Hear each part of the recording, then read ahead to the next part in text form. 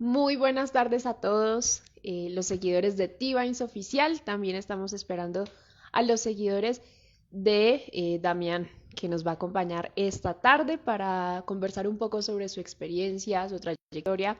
Y bueno, vamos a estar entonces pendientes también para que ustedes conozcan un poco cómo es la vida de alguien que, pues digamos, trabaja en todo lo que es esto del mundo de la traducción, también del subtitulado, que están también muy de la mano, por ejemplo, con la interpretación, pero hoy nos vamos a centrar más que todo es en lo que hace Damián, que es subtitulado para todo lo que son formatos audiovisuales. Y desde T-Vines, pues queríamos tenerlo precisamente para empezar estas charlas que seguramente vamos a tener de manera semanal con gente muy importante de la industria, también con grandes empresas que han podido sacar adelante sus proyectos gracias a esta industria que, bueno, que nos compete. Así que bueno, los voy saludando. Muchas gracias ahí ya a Carelis que se suma, a Jorge, a Cles también que están por ahí.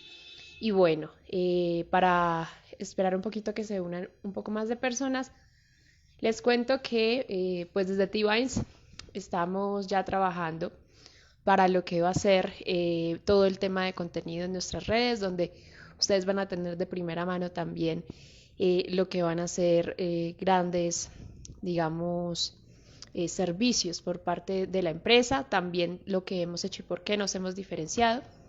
Y la idea es que gracias a estos creadores de contenido podamos también poner sobre la mesa las grandes charlas de lo que nos compete de la industria.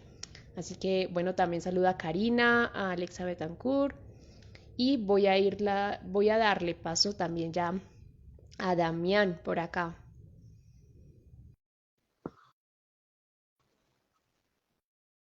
Por acá ya se está conectando. Ahí nos saluda también desde el chat.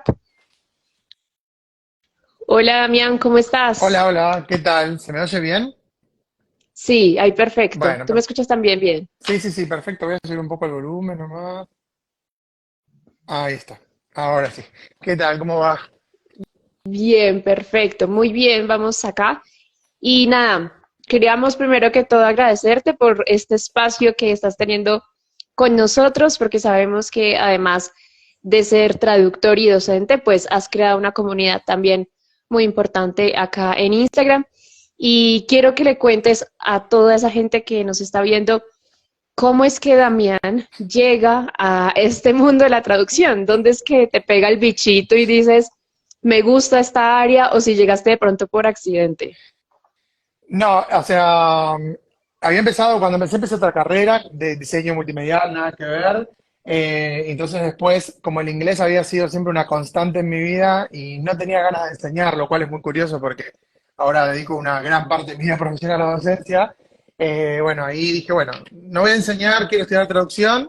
Y bueno, y ahí fue, y en el segundo año de la carrera que estaba en un congreso de traducción, viendo diferentes ponencias sobre traducción, y ahí me encantó la traducción audiovisual, así que comencé a investigar sobre ese camino, y ahí también me especialicé en mi carrera en la parte de informática, que es la otra rama que yo trabajo.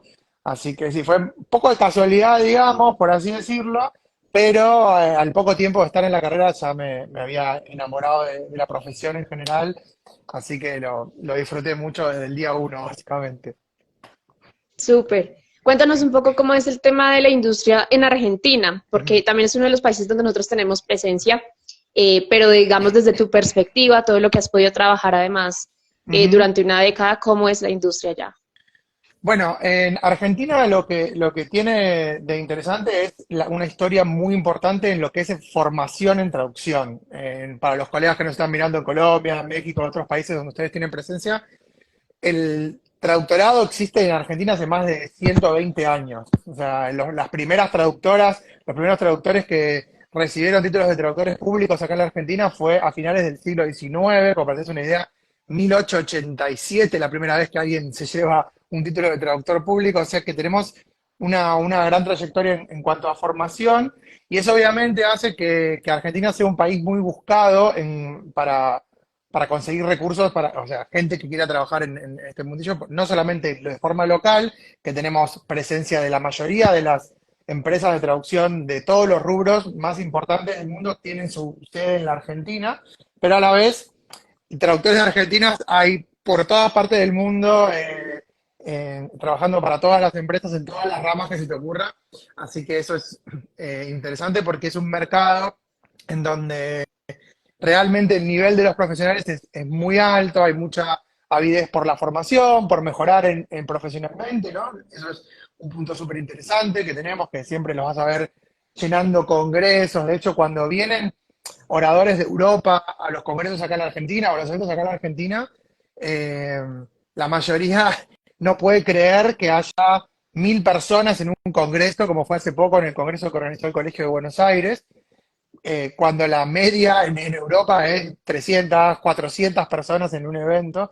Así que sí, es una comunidad con un excelente nivel y también con un compromiso, que creo que es la mejor manera de decirlo, con la traducción y con la carrera, ¿no? Así que eso nos hace un poquito especiales entre tanta gente de tantas partes del mundo que se dedica a la traducción. Y en tu experiencia, ¿cómo ha sido el trabajar con esos dos tipos de clientes? Por ejemplo, ¿tú prefieres, no sé, trabajar más para las empresas más grandes que tienen proyectos más ambiciosos? O digamos, ¿cómo es el tema según el tipo de cliente, si es un particular o una empresa? Claro. Como la mayoría, yo empecé trabajando para intermediarios, para empresas, para agencias y demás. Con el tiempo fui tratando de ir más para el lado de los clientes directos y hoy en día mi cartera principalmente se compone por clientes directos. O sea, el 80-90% del trabajo que yo hago en traducción es con clientes directos, pero hay ciertos rubros, particularmente, por ejemplo, el rubro de la traducción audiovisual, en donde uno necesita tener sí o sí ese trabajo con el intermediario, porque si vos querés llegar a determinados clientes o trabajar en determinados proyectos, en videojuegos, en audiovisual, incluso en algunas áreas de traducción técnica, la realidad es que esos proyectos están gestionados por empresas únicamente. Entonces, digamos, lo más importante es tratar de llegar a ese camino con las agencias y demás, que tratar de llegar a casos en donde las condiciones laborales sean buenas y también vos estés contento con el trabajo que estás haciendo para cuál es ese cliente final, ya sea en audiovisual, Netflix, o en videojuegos,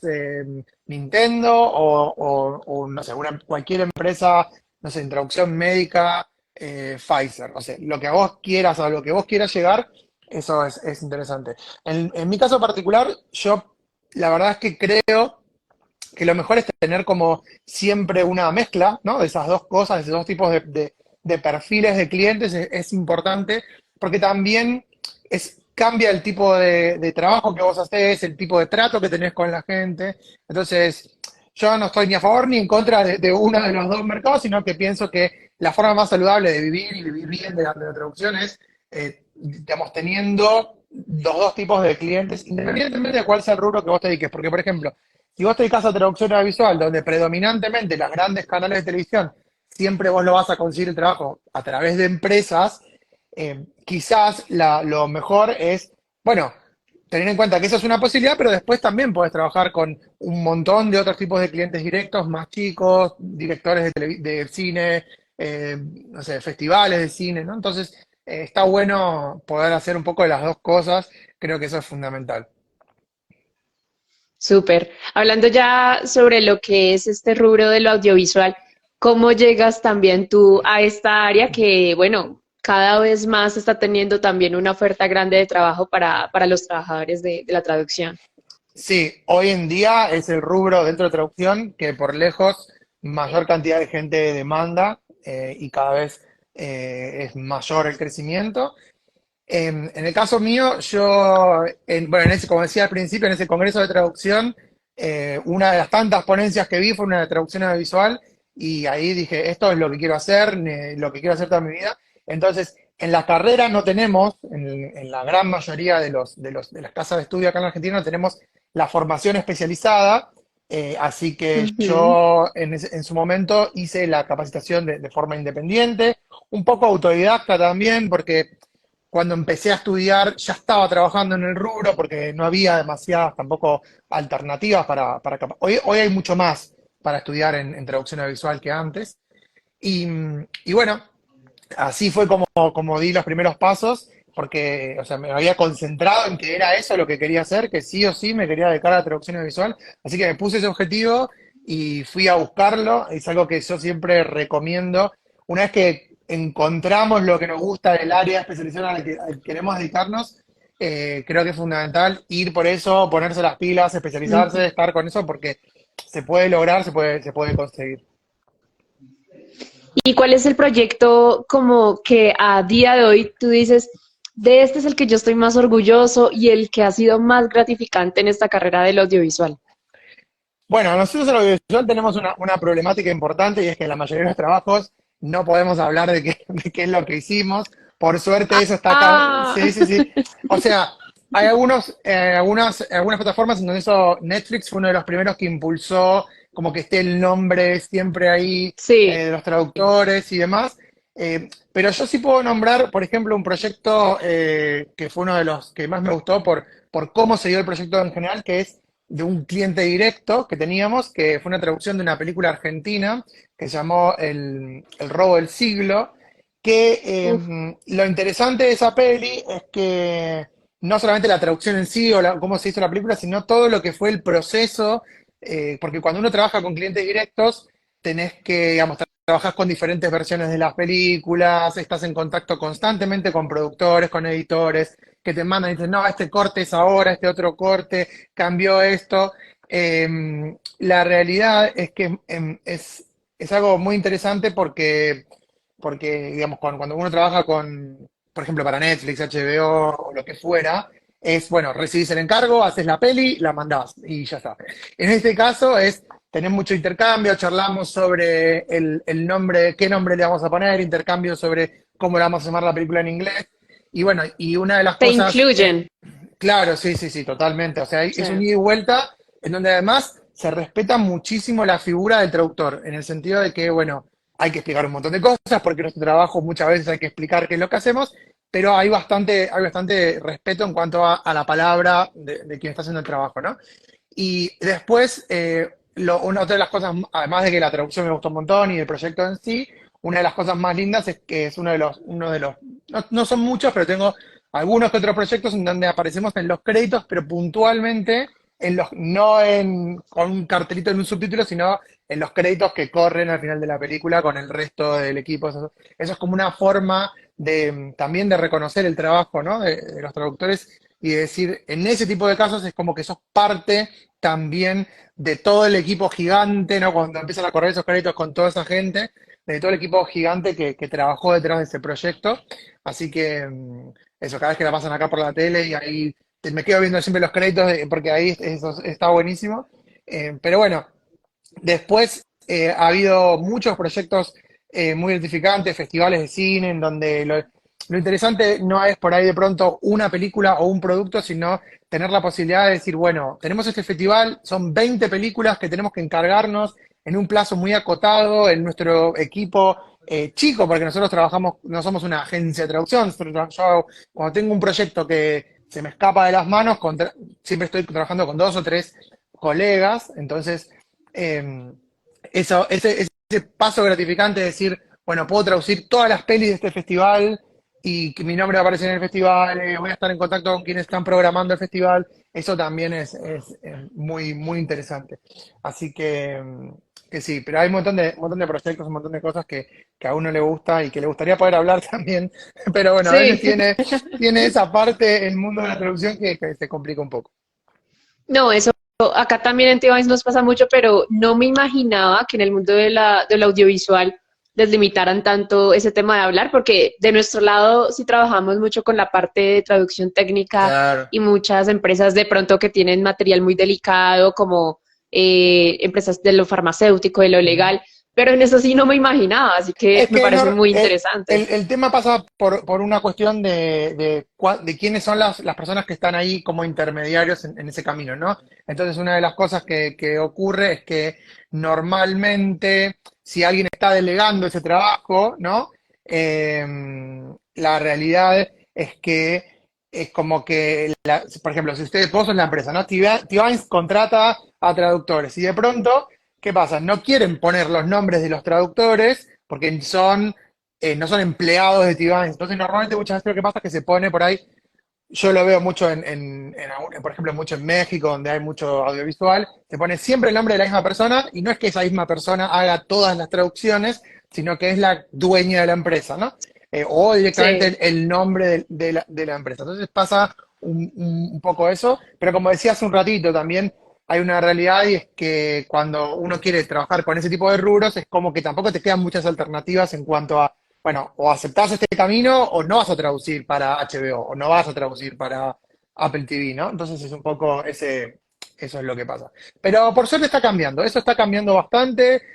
Ya te digo, Netflix fue el que dijo, no, a partir de ahora todos los nombres de traductores salen. Entonces, sí, Reconocimiento, sí, de totalmente, una. aparecen siempre, siempre, y eso en un montón de otras plataformas lo están aplicando. No con la misma consistencia con la que lo hace Netflix, porque hay plataformas en donde en alguna cosa aparecen, en otras no, pero va a ir cambiando, y yo creo que en 4 o 5 años ya vamos a saber quién hace cada cosa siempre, porque va a estar siempre ese subtítulo ahí dando crédito a la traductora o al traductor.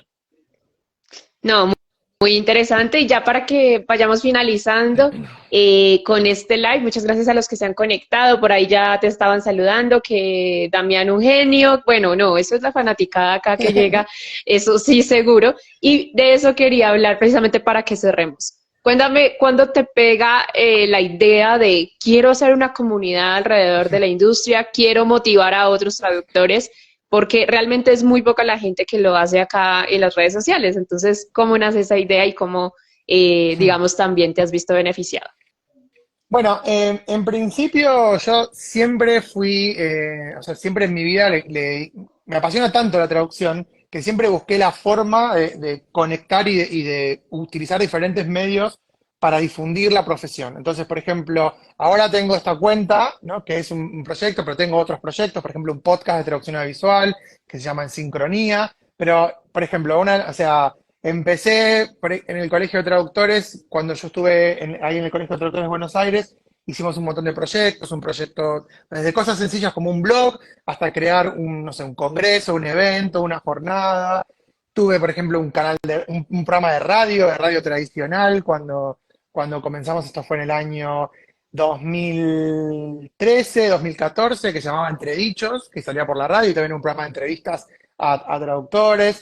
Después, por ejemplo, tengo una comunidad en Facebook, un grupo también muy grande de más de 10.000 personas que creamos allá por el 2008, eh, con información sobre honorarios, empresas de traducción y cosas por el estilo. Y, y bueno, después tuve también un canal de YouTube con un colega de España, que es un canal que se llama Translation Show. O sea que siempre fui creando, digamos, estas diferentes iniciativas. Y lo de la cuenta de Instagram surgió en pandemia. De hecho, surgió así con un live de Instagram, porque me llamaron de una universidad para hacer un live y yo no quería usar mi cuenta privada. Entonces Ujú. me creé una cuenta para hacer ese live en particular, y bueno, de ahí fue como surgiendo, sí, de Translation Show, está ahí que dicen por ahí. Y ahí fue como Sí. fue surgiendo esta idea de la comunidad, pero digamos, o sea, yo siempre estuve ahí dando vueltas, haciendo cosas, pero claro, lo que se generó con Instagram es increíble, y súper gente, o sea, más allá de que a mí me encanta estar del otro lado, por ejemplo, respondiendo preguntas, ¿no? Cada 15 días hacemos una sección que se llama Miércoles Random, y que la gente me pregunta cualquier cosa de la traducción. Y, o sea, más allá de que a mí me encanta estar del otro lado y responder, una cosa muy interesante es que también todo el mundo tiene como súper buena onda, los mensajes que mandan son así como re divertidos, y están siempre del otro lado. Cada vez que lo hacemos llegan como 150 preguntas, es imposible, se me hace imposible contestarle a todo el No. mundo, pero bueno, creo que es muy interesante. Y la comunidad viene como como parte de la otra parte de la traducción que siempre me gustó hacer, que es tratar de hacer cosas para difundir la profesión y demás.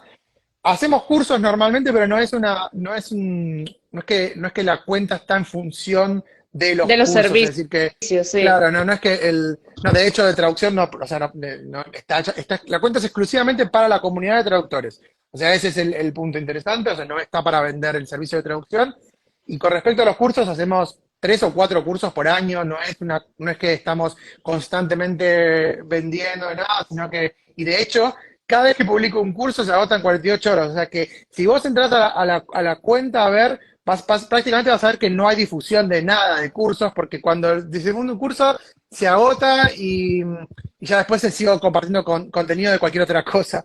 Entonces es como Sí. que no es que está la cuenta, como hay algunas que están pensadas exclusivamente para vender un servicio, pero bueno, yo lo que sí considero que no es un beneficio personal, pero considero que es un beneficio para la comunidad, es que la cuenta me ayuda a amplificar un mensaje positivo con respecto a la traducción, que como docente y como persona involucrada en una traducción, de hace muchísimos años, que siempre vengo escuchando como sobre todo a los que están estudiando, ¿no? Mensajes negativos de parte de profesores, de otros colegas y demás.